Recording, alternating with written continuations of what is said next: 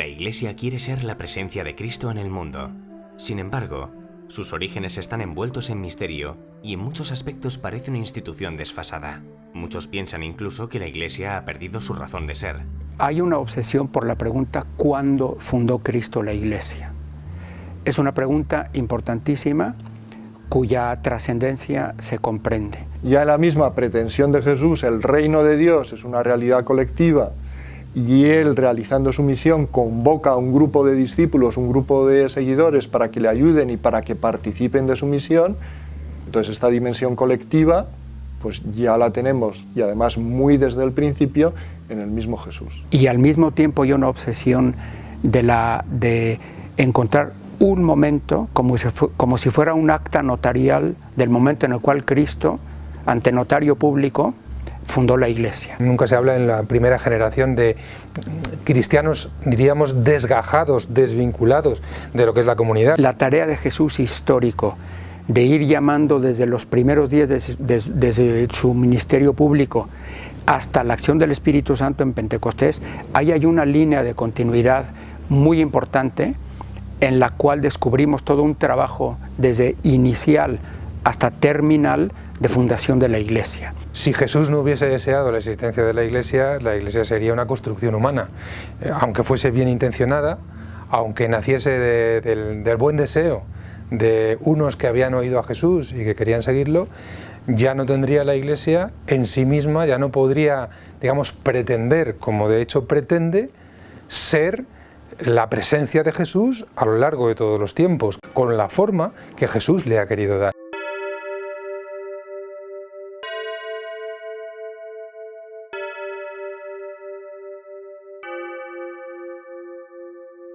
¿Quiso Jesucristo que existiera la Iglesia? Si su origen se remonta a la voluntad propia de Jesús, debería haber indicios históricos que lo probaran. Una de las cosas que nosotros encontramos es que Jesús llamó y convocó a un grupo de discípulos. El primer núcleo de la Iglesia son estos discípulos a los que Jesús llama, y posiblemente dentro de los que llamó primero, de un núcleo más cercano, está en este grupo de los 12. Jesucristo, cuando escoge a los 12 apóstoles, está también recogiendo el simbolismo de la historia del Antiguo Testamento, de la historia del pueblo de Israel.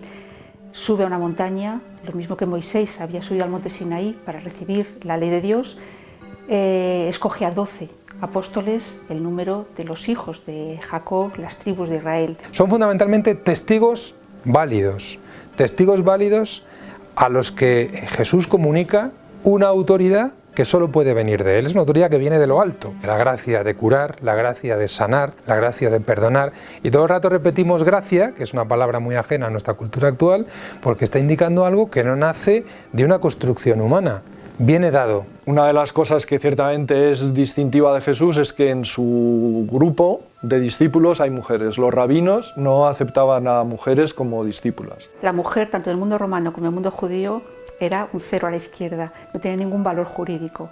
Sin embargo, Jesucristo escoge como sus seguidoras y como acompañantes habituales a algunas mujeres. Son las protagonistas por lo menos en dos momentos muy centrales. Uno es que al pie de la cruz todos salen espantados, y las que se quedan junto a la cruz son las mujeres. El valor del testimonio de una mujer era inferior al de un hombre, y sin embargo para ese testimonio primero de anunciar, oye, que el maestro resucitado, elige a las mujeres. No hay gente de primera categoría los varones y gente de segunda en categoría las mujeres, sino que todos estamos en la misma categoría de hijos de Dios. Y quizás destaca María Magdalena, la pecadora arrepentida, que fue durante toda la Edad Media un modelo para la sociedad. En la Iglesia primero hay una acogida, y por eso la mujer representa esta acogida de la gracia. Nosotros un número aproximado no tenemos, en los evangelios nos aparece un envío de 70 o 72 en el Evangelio de Lucas, que sería también otro grupo de discípulos que no son sedentarios, es decir, que no están viviendo con su familia, sino que son enviados en misión. Es importante subrayar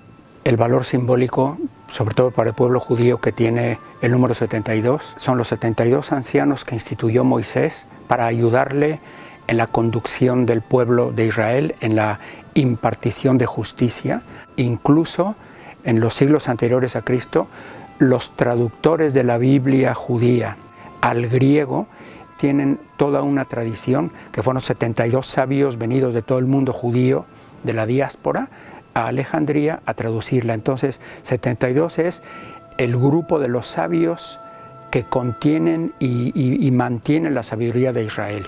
Entonces, este concepto trasladado a los 72 discípulos de Cristo es los que reciben la sabiduría de Cristo, sabiduría del Padre, para transmitirla como iglesia al mundo. Los primeros seguidores de Jesús son el antecedente más claro de la Iglesia.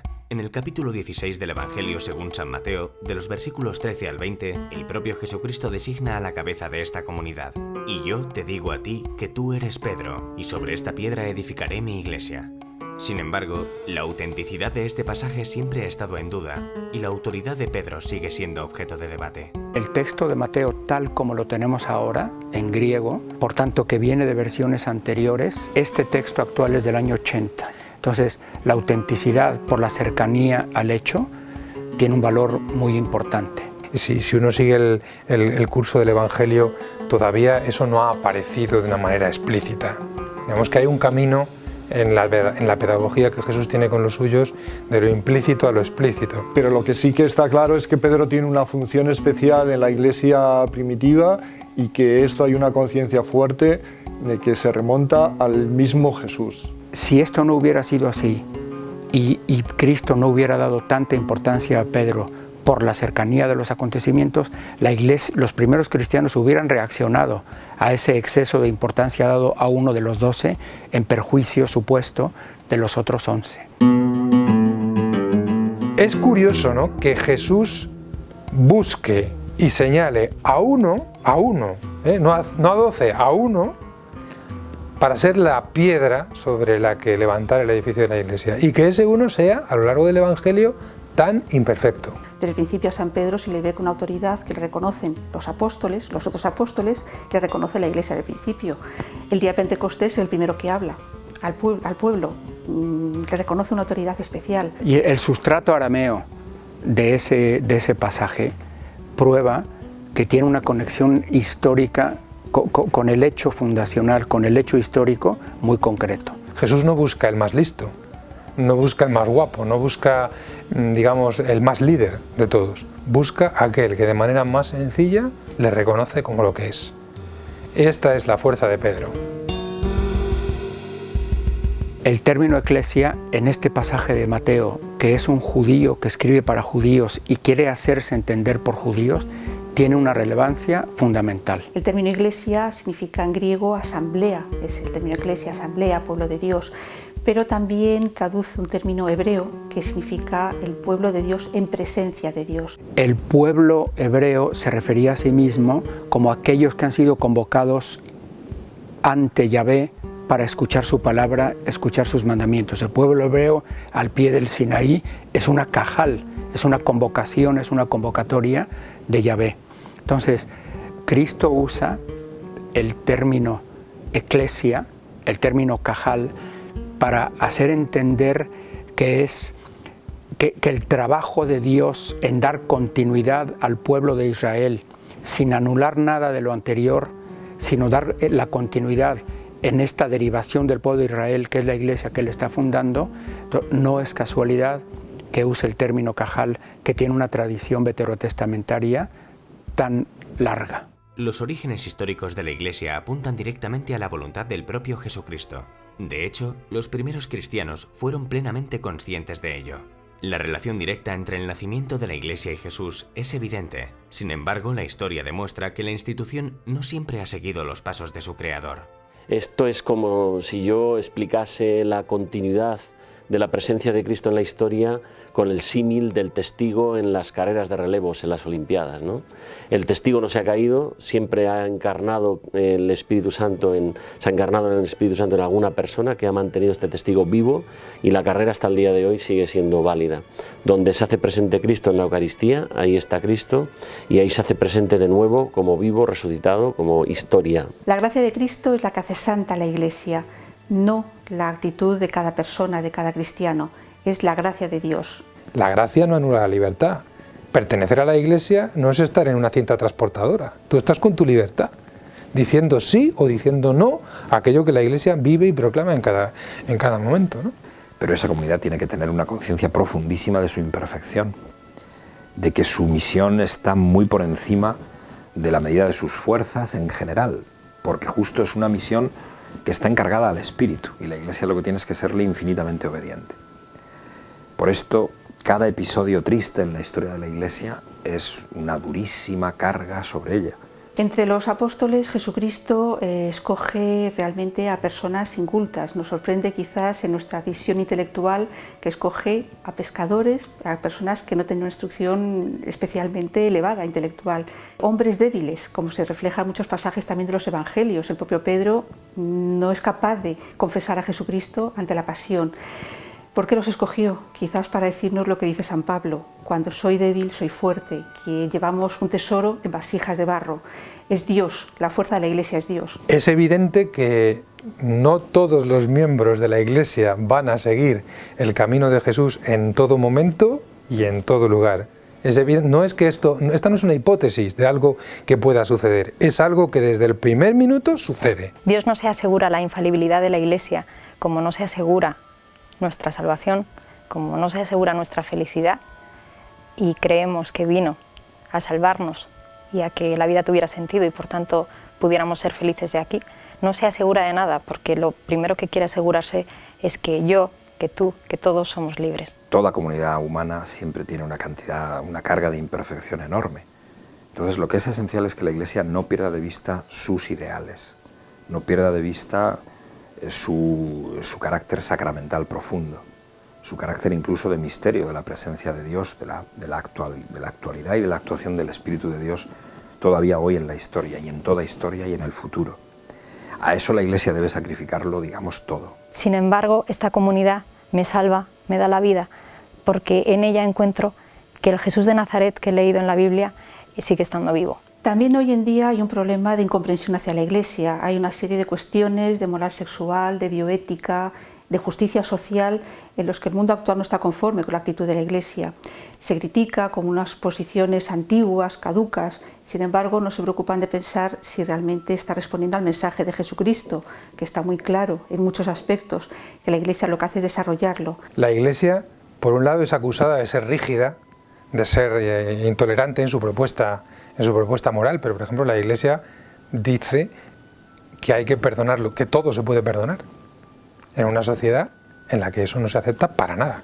Lo trágico de la Iglesia sería que fuera moralmente perfecta, pero que no me diera a Dios. Pero si la Iglesia es incapaz de imitar a su propio fundador, parece incomprensible que pretenda llevarnos a su encuentro. Yo veo que Cristo no es solamente alguien que ha acontecido en un momento determinado de la historia de la humanidad, sino que con su resurrección y con el Espíritu que nos ha dejado detrás de su resurrección, sigue vivo y permanente y puede transformar la vida del hombre. Y esto es su Iglesia, los tentáculos o los dedos de su extensión en la historia de la humanidad, ¿no?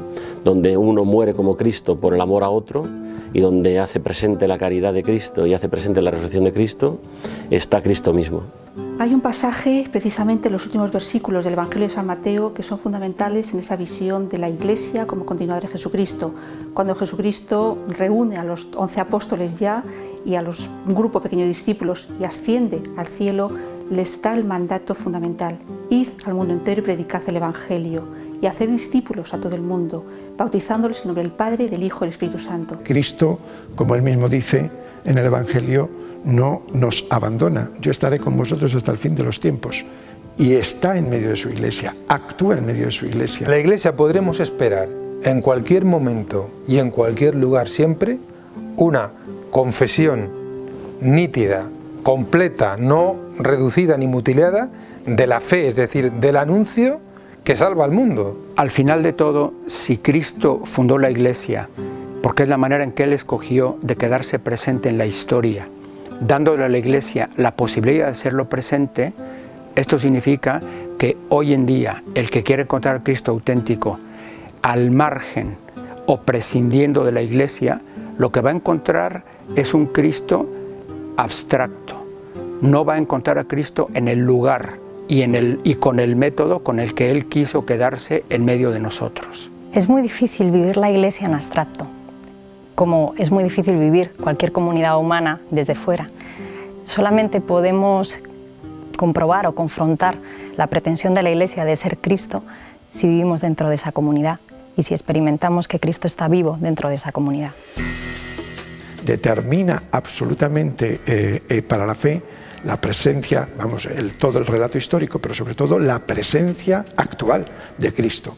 Jesucristo no propone simplemente una doctrina, propone un modo de vida, una relación personal con Él. Eso es el fundamento del cristianismo. De hecho, el cristianismo, si no es esta relación con la persona viva de Cristo, no existe el cristianismo. El cristianismo no es una observancia de unas normas, ni unas prácticas religiosas, es la relación, el encuentro, como dice muy bien Benedicto XVI, el encuentro con una persona que determina la vida.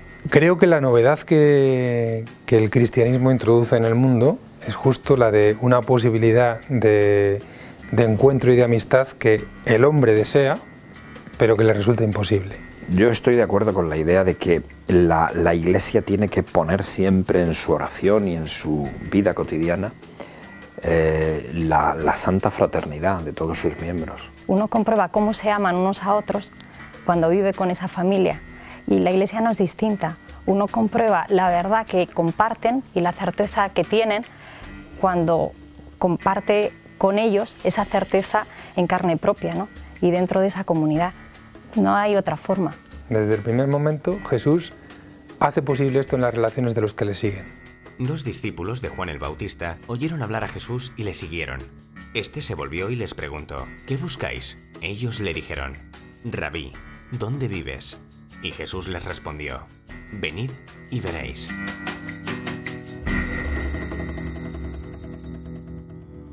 No nos propone una doctrina sin más, nos da por supuesto una doctrina, pero sobre todo es una forma de vida, un modo de vida. Cristo ha venido para alcanzar, para tocar, para salvar a todo hombre. Necesita un instrumento que alcance todos los lugares y todos los tiempos. Eso es lo que pretende ser la Iglesia.